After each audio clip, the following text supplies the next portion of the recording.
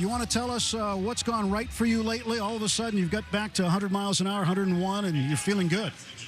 Yeah, ultimately, it's health, after the procedure, obviously, it took a little bit of time to build back up to full strength. But once the arm was at full strength, step 2 was just kind of cleaning up the mechanics I had mechanics of the old shoulder, obviously wasn't strong, so I kind of had to tweak my mechanics for that. Last year I threw a lot of breaking balls, as everyone knows, and had to do with a little bit of the shoulder, obviously. But now being healthy, I think that is obviously the main contributor to throwing the ball. Joe, what's going on? This is Jerry. Hey, you talk about that 101-mile-an-hour fastball. You talked about last year throwing a lot of breaking balls, but this year, that combio has been electric. Just saw a graphic of you throwing a combio against Anthony Rizzo the other night. That pitch starting to creep up as a not just third pitch, but a secondary pitch for you. Yeah, it's been big. It was one of those things that I threw as a starter a little bit, with St. Louis and with Boston. And then when I got moved to the pen, it was kind of just go with best breaking ball. Kind of got away from it. And especially with not being, at full strength mechanically and health-wise, it's kind of hard for me to actually power that thing through the zone. I'd either throw it for a strike and it'd be a ball. It was definitely harder for me to keep in the strike zone, like I said. So the curveball was one of the pitches that felt best on my body.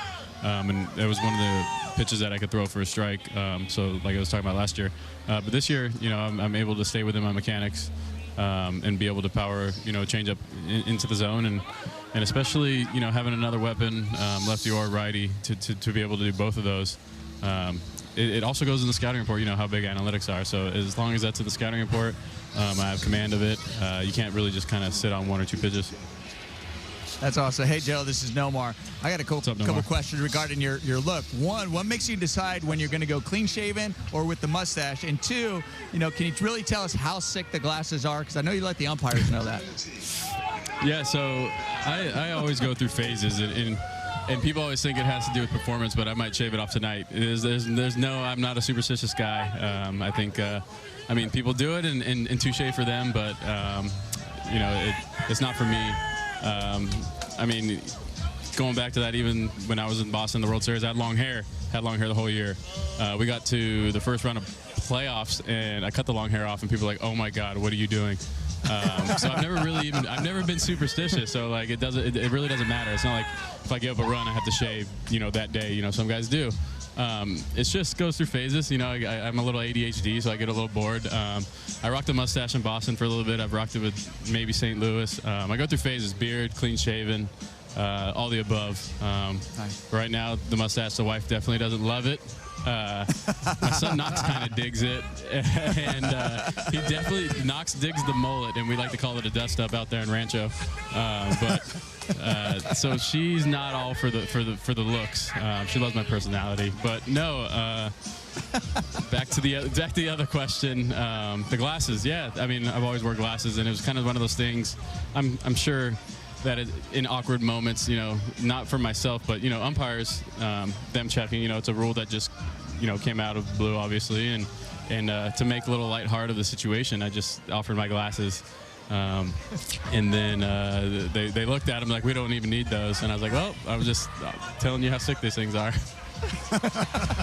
How sick is the mariachi jacket you traded for? Can you tell us that story? Oh, man, that thing's beautiful. It's unbelievable. They were out here the other day, and Kenley actually brought them on the field. It was pretty cool, and they were playing music while we were playing catch. Something that I've never been a part of in my big league career, and you see something new all the time is what people say, and that definitely was.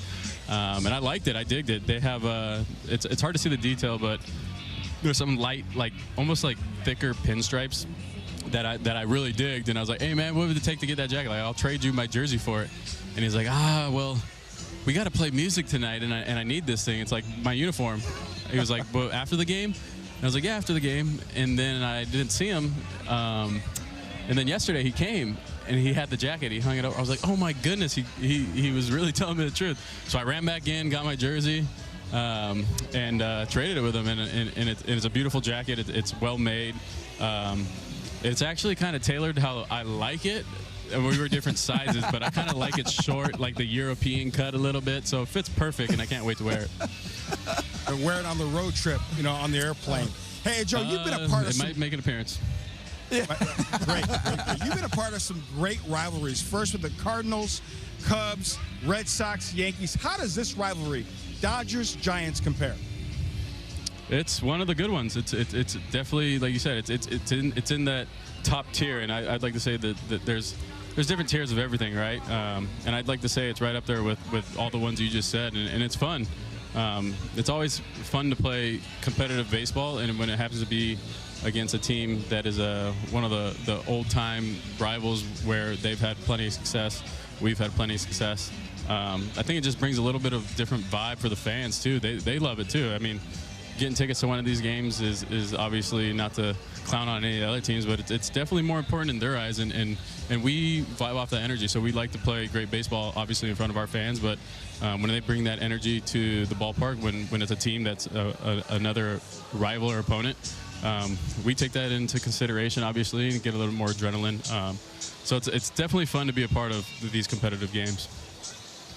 And are you excited to see those fans? Because you really do like to interact with fans, right? And then do you feel that even more now that the new renovation here at Dodger Stadium and stuff? Do you feel like you can interact them even more? Yeah, it's beautiful. I love the renovation, and I love the Shake Shack. I'm a big fast food guy, so I do love the Shake Shack out there. I'm not vegan. That's for my boy Mook, but I like interacting. The baseball game can once in a while get a little, same kind of pace, same kind of vibe. So when someone yells or says something, I like to give them a little bit of attention just to recognize them, because they're paying fans, and that's ultimately what it's all about. We're here to perform. We're entertainers, and if you can make someone's day by just interacting, I think it's great. Joe, when you're on the hill, you'll make a hesitation move every once in a while. Sometimes you'll change it up. Do you have anything else in the bag of tricks you might break out later in the season to surprise us all? You never know, and I don't want to give it away. And it's not to, honestly, I've never really even said this. It's not to distract the hitter, so to say. If you go back and look at some of my video, I have one in particular where I did a hanging leg kick, but it ultimately times out my mechanics a lot better. And StatCast is going to lie about it, but I saw it on the board in Yankee Stadium. I did a hanging leg kick, look back at second base, and not to brag, but I hit 104 against Aaron Judge. So I'm going to take what the board says out in Yankee Stadium, and usually my best bolts and my best pitches come with that little hesitation. And I think it just gives me time. I'm so, I guess, quick twitch and a little quick sometimes. I think that it just gives me time for everything to sync up, activate, and then let it rip. Joseph Kelly, you're one of a kind. Thanks for joining us tonight. Thanks, Tim. Thanks, boys. Thanks, Noah. Thanks, Joe. Appreciate it. Thanks, Joe. Thanks, Jared. See you later, Jared. See you.